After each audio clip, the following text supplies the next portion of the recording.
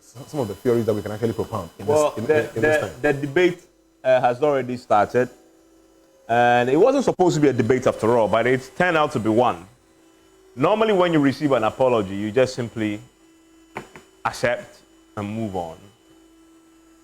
But we've seen something was it unprecedented to hear the finance minister say, "Forgive us"? He said it twice. Today, in the morning show, I saw you guys playing it quite a bit. I don't know what the reaction had been after that, but it's been trending on social media for quite a while now. But the question I was asking, that we are asking on State of Play, is a very simple one. So here's Mohammed Amin Adam, the current finance minister, who wasn't a finance minister at the time when the mess was created. He was the deputy finance minister. Even energy minister then. In fact, to be fair, he was the energy minister. He wasn't there at all. He wasn't there at all. And then he became deputy. Yes. This was after the mess. Minister of State. Minister of State, and then the substantive minister. Yeah. Okay. But clearly, he wasn't there at the time when they created the mess. But he then decides to be the one who apologizes and asks for forgiveness. Mm-hmm. So what? Was he just being the good man? This was the virtuous thing to do. Or did he shoot himself in the foot? I mean, of course, as we know, it is a mark of a mature individual to apologize when you know that you've done wrong. Mm-hmm. So that for me is admirable. And that's where for me I start from. It's admirable that he did that. Because obviously our politicians do not have that trait in them to apologize for anything. So to hear everyone do it. But is it enough to atone for the sins of Nana and Ken? Because we know this is really at their doorstep. We all know. We've sat here and discussed before that when Ken was the finance minister, he was more powerful than a vice president. Yeah. And in cabinet meetings, it was his word that was bond. And the president hung on to every single word that he spoke until we got into this mess. But he's apologized. So what do you make of that apology? Is it enough to atone? What should he have done in the first place? There's a debate that says he shouldn't have done it in the first place. It's too late. Too late. Actually, I feel this apology should be coming from the president himself. Sincerely, openly. So maybe instead of fighting the ghost of Nkrumah, a president should spend that much time or opportunities like that. Because, see, if there's anything that really got a certain group of people who are mostly loyalists of the NPP, mostly middle class, worried about their future, it was all this domestic debt exchange. Let's not get wrong. We had done a financial sector reform. Some financial institutions were collapsed outright. About 360 or so of these finance houses and also were all taken down. So already there were difficulties and people were still struggling to get money from those times. Then we added on this domestic debt exchange thing. See, people were truly, I mean, before the domestic debt exchange, there was this benchmarking. Mm-hmm. Remember, there was a conversation on benchmarking, which was also problematic for some people. But that is how it started. Yes. For mutual funds. Brilliant. Was it? Yeah. That's where you nearly got caught. I nearly got caught. Mark to market. That's the exact expression. So it happened, and I called it the leveler. Sometimes some people are insulated from the collective problems that we have. I'm not saying everybody in that category is supposed to be rich, but this affected so many people. It made people sleepless.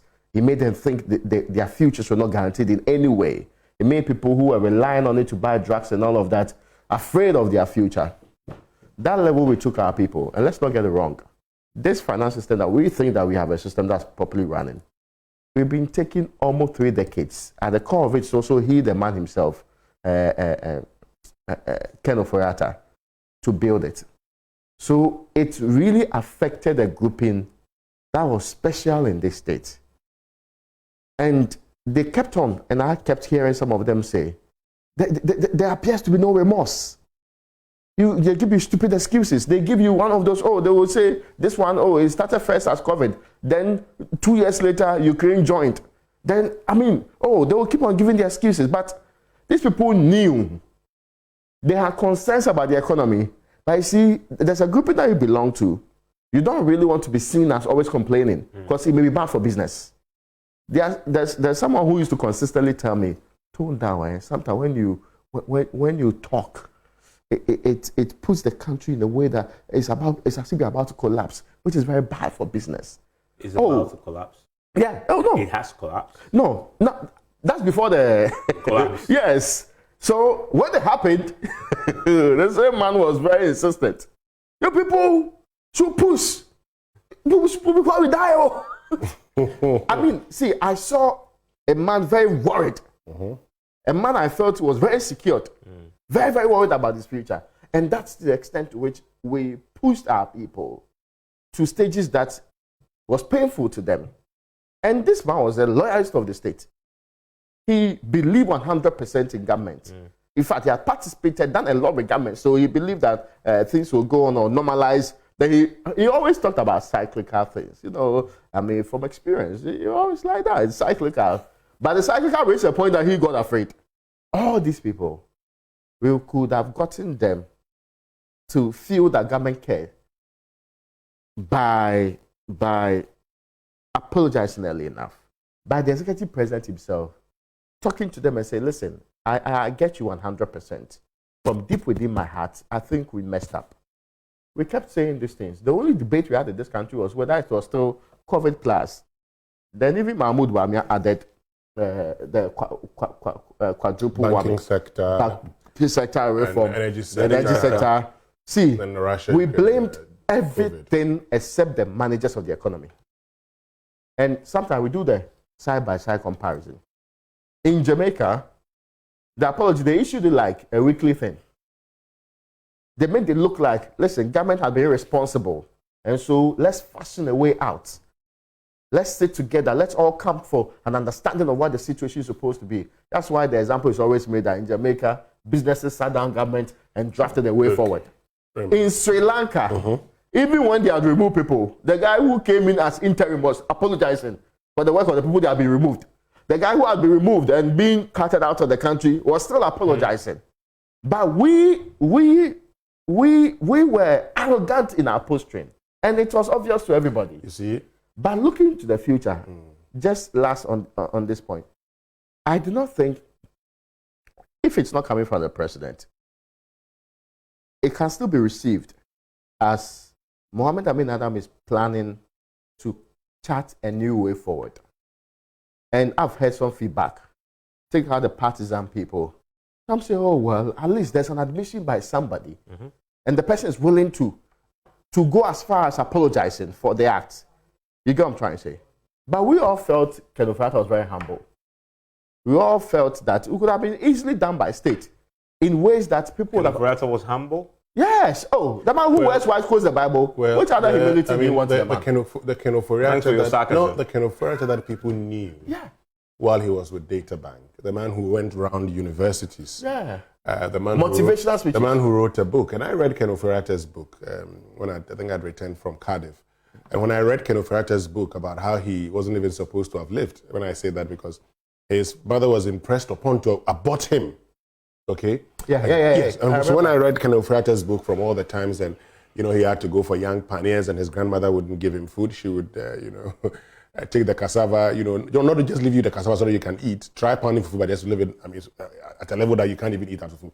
I just fell in love with the man at that time because this is a man who had really achieved. Because when we were at the university, Raymond, you remember, you probably may have heard of the springboard team at the time when Yofi Grant and Co. used to come around with Albert Okran. But you see, this is the point.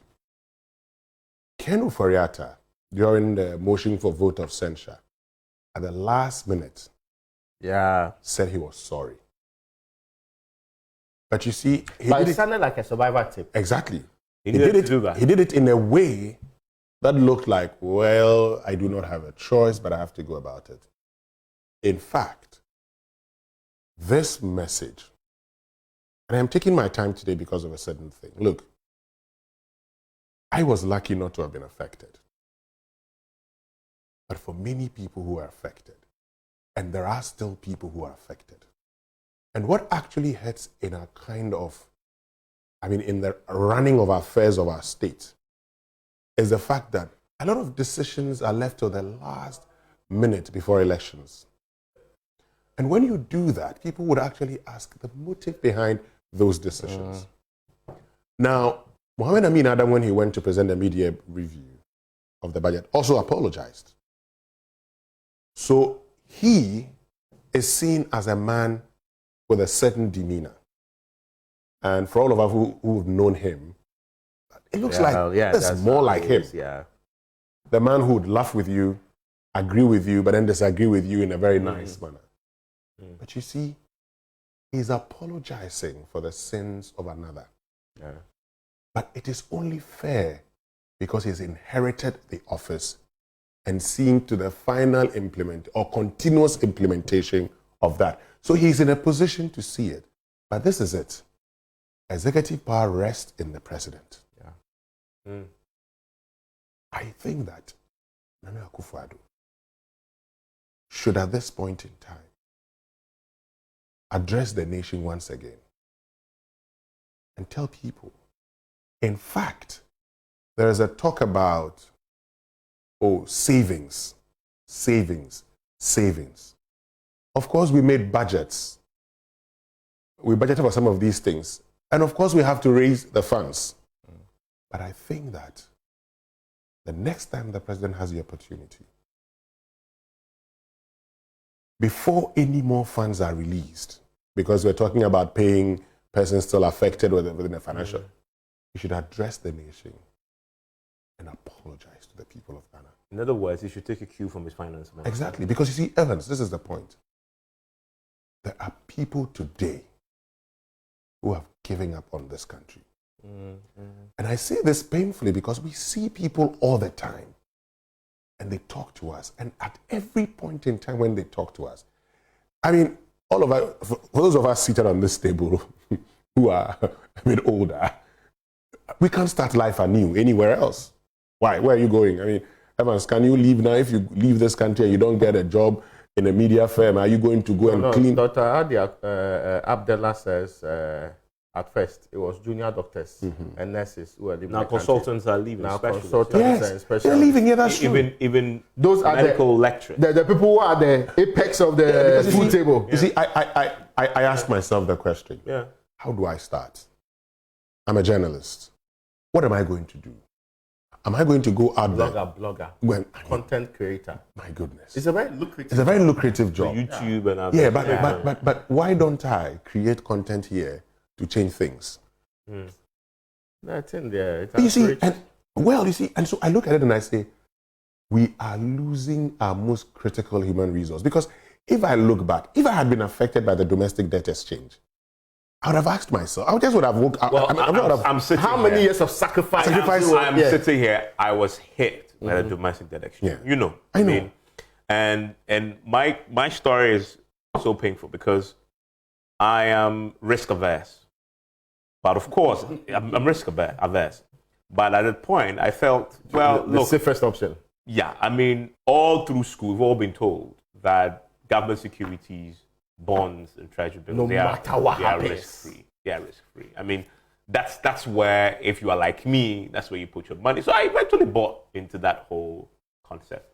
Unfortunately, it was just within a few months that after I had decided to buy the bond, that this happened. So when I hear Amin Adam, by the way, Amin Adam is a very, very close friend of mine. I've known him for a very, very, very, very, very long time. Way to the time when he was the DCE for Tamale. Tamale. MC. Tamale, the MC Tamale. Call him Mayor. When it was the mayor of Tamale. Right? So I know him. I know him very all throughout his ASEP years, etc. to now. And I know he's sincere. I know. And I'm only saying it because I know the man. I know him beyond minister. I know the individual. I know he means well. And he's the only person really in the government who can say this, and I have no shadow of doubt that he meant when he said it. and he would have thought about it before going there to actually say what he said. So he means it. Now, but also look at the circumstance around the apology. We've heard from Acquah, who used to be there, who in his epistle said that one of the things that the party needs to do to win is to acknowledge the failings not only of the NPP but also of previous governments. And then you have Kennedy Japan of all people also asking that they should apologize. Yes. We've also heard recently, of course, he's always fell up with the president for a very long time, but also making the same point. So clearly, there are people within the party, and we all speak to them, and they all concede that where they are, they haven't been good managers of the economy over the last 7.5 years. Amin Adam comes on the scene and decides, I want to apologize. But he's apologizing for a government. And the figurehead, who is the president, doesn't carry himself about, as we've all said, like somebody who believes in the concept of an apology, in the concept of, I have done wrong, let me acknowledge that. And not just acknowledge. He's done so in the past. For example, when the doomsday started, when he went to Kumasi, he said, thank But you. you see, Evans, let me just chip in this point. Yeah. You see, and this is actually why I think that today, it could be more likely for Akufo-Addo to apologize than before, and I'll explain why. If he still listens to his kitchen cabinet of yesteryears, he won't apologize. But now that one of the main men, of course, he's still his envoy in the International Capital Market, but that one is non-existent. We can't go there. The International Capital Market, we can't go there. Yes, but we are negotiating. Oh, yeah, we're negotiating, but we can't. We are doing our very best to get back on that. But this is the point. If he listens to Mohammed Amin Adams, I'm sure he would tell him the reality of the Ghanaian economy. Yeah. The president had consistently been made to believe that things were going well, things were okay until these things. Because when you're president, you live in the cocoon, you live in the bubble. And I've had somebody, and I've met an elderly statesman. He met me and had a conversation with me for over 2 hours. He kept asking me happenings in the country. And his conclusion was, and he's an NPP person. And then he tells me that for a president to be successful, he must not only listen to ministers who want him to hear the sort of things he wants to hear. He needs one person who could walk into your room and tell you, Mr. President, we're getting it wrong. But do you know the president? I do. Okay. We all know. And the president is not one of those people who you can challenge and tell him something that he doesn't want to hear. We all know. Look, I have had an encounter with people who have been very close to him who say, look, when you raise that objection in the room, when clearly he doesn't believe in that cause, he is going to ram you like a train. But this is so a lot of people won't even dare. No, but there are people who would dare do that. But you know, I mean, I can't mention in the last 7.5 years, the former energy minister, Boakye Jacob, is known to be one of the few people who stood up to him in cabinet meetings. Yeah. How did he end? Oh, he left. Okay, he was sacked. Or he left or he was sacked. He was sacked. His contract was terminated. But this is the point. I know somebody who told the president years ago that, hey, Mr. President, you and I fought President Kufuor over this. It will not happen in your time. You will not be leader of the NPP. Whoever has made that amendment, and I'm not going to mention it, but anybody who knows him would know, I won't agree. The president agreed with him. But the point I'm trying to make is that at some point, the people, you see, this is not just about elections. Yeah. It's about the country, the state Ghana. That's true. So, Acquah has said it. Others are saying it. And so I hear people say that, oh, this could be a mere election. But I think that, look, Acquah, and when Acquah spoke, Raymond, and I share some of those messages with you, we all shared messages of some of the worst critics of this government actually calling us and saying, you know what, guys, don't remind people of what he may have even said in the past. Just focus on what he's saying saying today. True. This is what we need today. And these are critics of the government, some of whom have lost millions as a result of certain government policies. All they said was, look, let's focus on what he said. Let's all of us come around the table and take a decision. But it must start with an apology that we may have made mistakes. No, we made mistakes. Mm-hmm. We made mistakes. We are sorry. Look, let all of us agree. Okay? You may choose to retain us, you may choose to vote against us, but the point is that we must agree that going forward, these are the things that we must do. And you see, this shouldn't be hard for the president. Yeah. Because really has nothing to lose. He is already lame duck. At this point. In the next 5 months most, he's gone. But his legacy that's true. Will remain.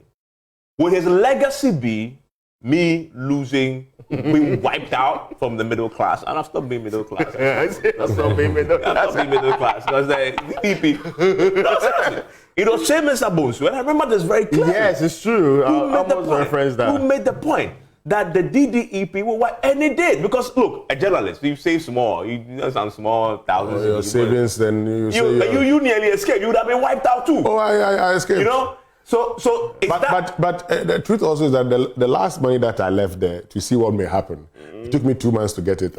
even though it was hit by mark to market, but that wasn't a lot of money. No, but even if you got it, right? Inflation.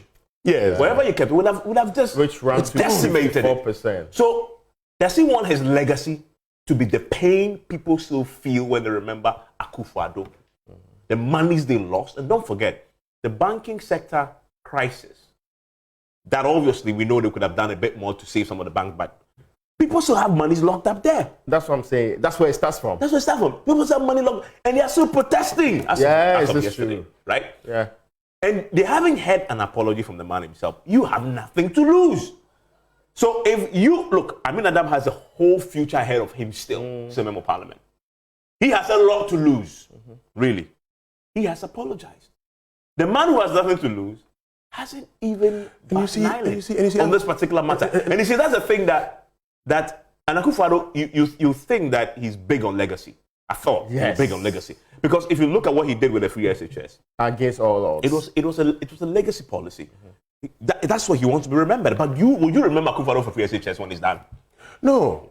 I doubt anybody will think Acquah in 2025 January. I will still remember that. Against all odds, he introduced. No, but it'll come with an effort. Yes, you have to remember. But you have to remember. I'm going to also remember how people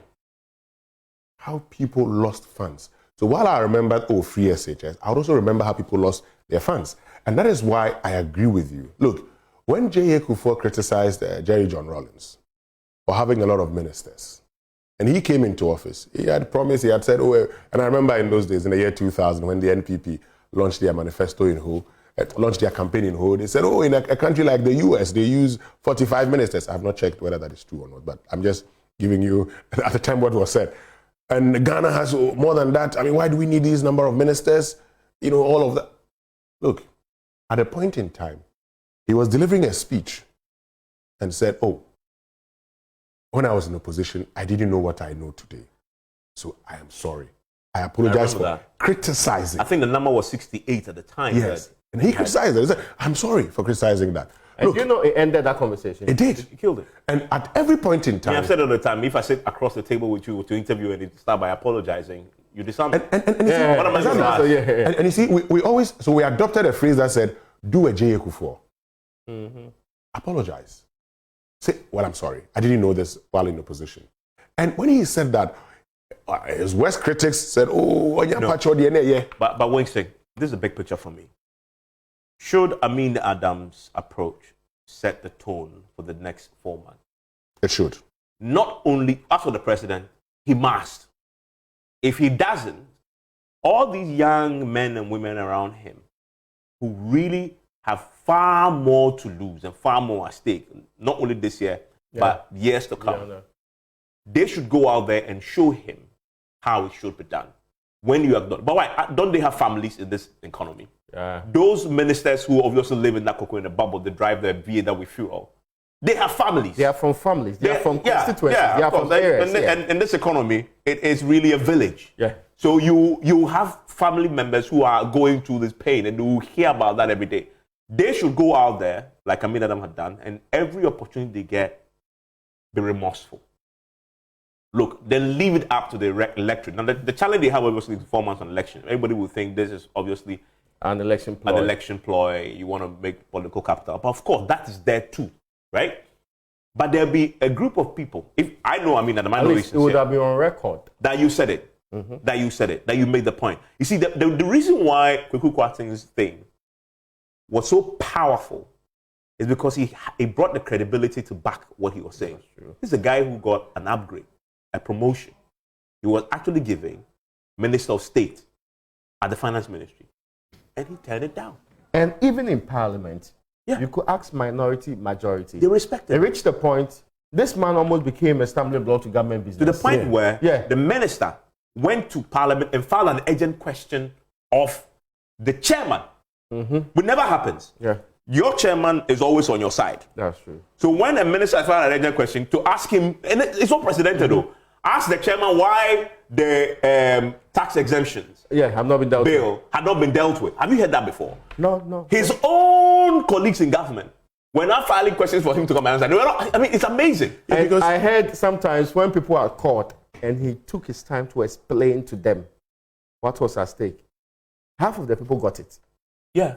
Then it's only the rest that say, oh, now you just represent us. The challenge that others in the party and in government will have, if they really see the Amin approach as the approach to take, is do they have the Kwaku Kwarteng credibility to back it, even if they do it? It's a big question, right? So, but it still must be done. Must be done, and do it consistently enough for us to at least, you can't take away the pain I've felt over the last 2.5 years with the monies I've lost. You can't replace that. And I think, but at least if you tell me that you understand and that you apologize, it's something. And at least you still have 4 months, right? And I was happy hearing what I heard from Alex Ampabe. At least the Deputy Finance Minister. Yes, somebody in government thinks that we have to break from the past. You get my point? So please, we want debt ceiling. We want our Fiscal Responsibility Council to be independent. Proposals that are, of course, have been talked about before. In the past, yes. Yes, but are all leaning towards, let's not just pretend that this period is going to never come back again. But let's take steps beyond an apology to make sure that we don't put the people in this condition again. I was always complaining that I don't hear that conversation happening in this country.